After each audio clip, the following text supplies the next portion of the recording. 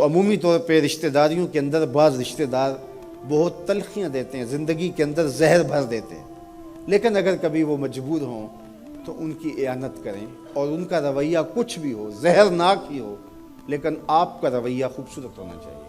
آپ مجھے اگر پوچھیں کہ سب سے بہترین صدقہ، سب سے افضل صدقہ کون سا ہے، تو سب سے افضل صدقہ جو مجبور ناراض رشتہ دار کو دیا جائے، جو رشتہ دار آپ کا شریک بن کے ہر جگہ پہ کھڑا ہوتا ہو، ہر خاندانی میٹنگ میں، ہر خاندانی ایونٹ میں آپ کے مخالف کھڑا ہوتا ہو، آپ کو نیچا دکھانے کی کوشش میں لگا رہتا ہو، اور کسی وجہ سے وہ کمزور پڑ جائے، مالی مشکلات میں مبتلا ہو جائے، اور آپ اس کی مدد کرنے کی پوزیشن میں ہوں، تو آپ کا نفس آپ کو کبھی بھی اس کی مدد کرنے پہ آمادہ نہیں کرے گا۔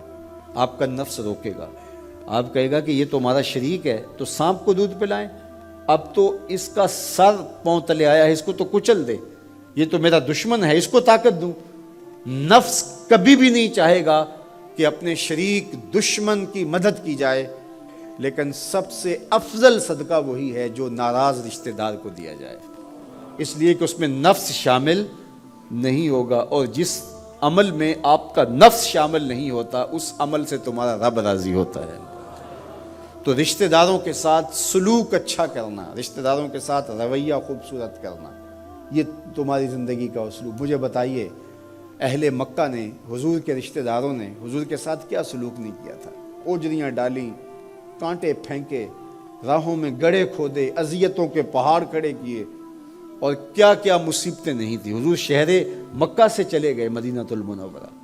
اب جب فتح مکہ ہوا تو حضور جب تشریف لائے تو ناقہ پہ سوار ہیں، تو اب یہ تھر تھر کانپ رہے ہیں سارے رشتہ دار حضور کے، برادری کے لوگ۔ انہیں پتہ تھا کہ آج ہمارا آخری دن آ گیا ہے، اور اگر بڑا بھی رحم ہوا تو کم از کم ہمیں شہر بدر تو کر ہی دیا جائے گا۔ اب حضور تشریف لائے، سب کو جمع کیا، کہا کہ بتاؤ میں تمہارے ساتھ کیا سلوک کروں؟ تو انہوں نے کہا کہ آپ کریم باپ کے کریم بیٹے ہیں، ہمیں آپ سے اچھے سلوک کی توقع ہے، اور ان کو توقع یہ تھی کہ ہمیں قتل نہ کیا جائے، شہر سے نکال دیا جائے۔ تو آقا کریم نے فرمایا اذهبوا انتم الطلقاء، جاؤ چلے جاؤ، میں تمہیں معاف کرتا ہوں۔ اور آج تم سے وہی کہتا ہوں جو حضرت یوسف علیہ السلام نے اپنے بھائیوں سے کہا تھا، لا تثریب علیکم اليوم، جاؤ چلے جاؤ، تم سارے آزاد ہو۔ اور حضور نے سب کو معاف کر دیا۔ معاشرے کے کمزور لوگوں کی حضور علیہ السلام مدد کرتے، ان کا بوجھ حضور اٹھا لیتے۔ دکھیوں کا، کمزوروں کا، لاچاروں کا بوجھ اٹھانے کا مزاج پیدا کرو، لوگوں کی ضرورتوں کو پورا کرنے کی کوشش کرو، اپنے کندھوں پہ بوجھ اٹھاؤ اور ان کا بوجھ ہلکا کرو، یہ مزاج پیدا کرو۔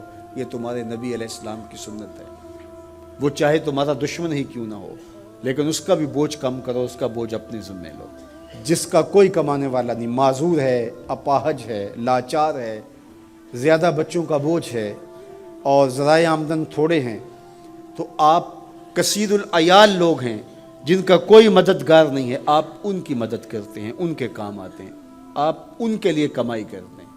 یہ بات ذہن میں رکھیے، کمائی کرتے ہوئے 3 نیتوں کا استحضار رہنا چاہیے، 3 نیتیں آپ کے ساتھ جڑی رہنی چاہیے، تو آپ کا کاروبار، آپ کا رزق کمانا بابرکت ہوگا۔ اگر چوتھی چیز جڑ گئی تو آپ کے کاروبار میں، آپ کے رزق میں پیچیدگی آنا شروع ہو جائیں گے۔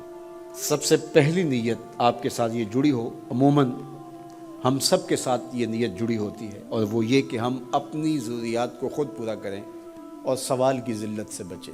دوسرا مقصد، جو میرے زیر کفالت لوگ ہیں، وہ بچے ہیں، بیوی ہے، بوڑھے والدین ہیں، وہ چھوٹے بہن بھائی ہیں، یا جو لوگ بھی میرے زیر کفالت ہیں، ان کی ضروریات کو میں نے پورا کرنا ہے، اور اس کے لیے میں یہ رزق کما رہا ہوں۔ تیسرا مقصد ہمارے ساتھ جڑا ہونا چاہیے، اور جب بھی ہم کمائی کر رہے ہیں تو ہمارے ذہن میں یہ بات ہو کہ معاشرے کے وہ لوگ، وہ میری گلی میں ہیں، میرے رشتہ داروں میں ہیں، میرے محلے میں ہیں، یا کہیں اور ہیں، جن کا کوئی کمانے والا نہیں ہے اور مجبور ہیں، میں ان کی مدد کروں گا۔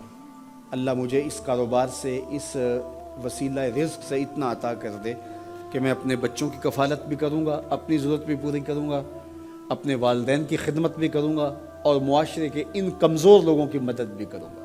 وہ کام جن کے ذرائع نہیں ہوتے آمدن کے، بلکہ اخراجات ہوتے ہیں میں ان کاموں میں لگوں گا، مدارس دینیہ ہیں، مساجد ہیں اور دیگر ایسے کام ہیں، میں یہ خدمت کروں گا، اس لیے میں کما رہا ہوں۔ تو یہ رزق بابرکت ہوگا، اور آپ بیٹھے اپنے دفتر کی کرسی پہ ہوں گے، تمہارا رب تمہارے نامہ اعمال میں ثواب لکھا رہا ہوگا، فرشتے نیکیاں لکھ رہے ہوں گے۔ تو یہ سراسر دین ہے، یہ سراسر اچھائی ہے، نیکی ہے، عبادت ہے۔